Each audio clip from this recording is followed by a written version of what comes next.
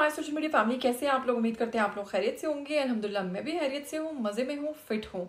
Pakistani cricket board ने अपने Twitter पर एक वीडियो शेयर किया जिसमें देखा जा सकता है कि 3 टेस्ट मैचेस की सीरीज़ के लिए क्रिकेटर जो हैं पाकिस्तानी वो जा रहे हैं सिडनी यानी कि ऑस्ट्रेलिया। लेकिन साथ ही साथ हैं उनकी बेगमात भी। जैसे ही उनकी बेगमात को देखा तो यकीन कीजिए कि जितने भी उनके मदाह हैं उनको गुस्सा आ गया और वो इस बात पर चीखना शुरू हो गए कि ये लोग मैचेस के लिए जा रहे हैं या फिर वहाँ पर हनीमून के लिए जा रहे हैं। इस चीज़ पर बहुत ज़्यादा जनाब ये वीडियो वायरल हो रहा है और उनको खूब तनकीद का निशाना बनाया जा रहा है।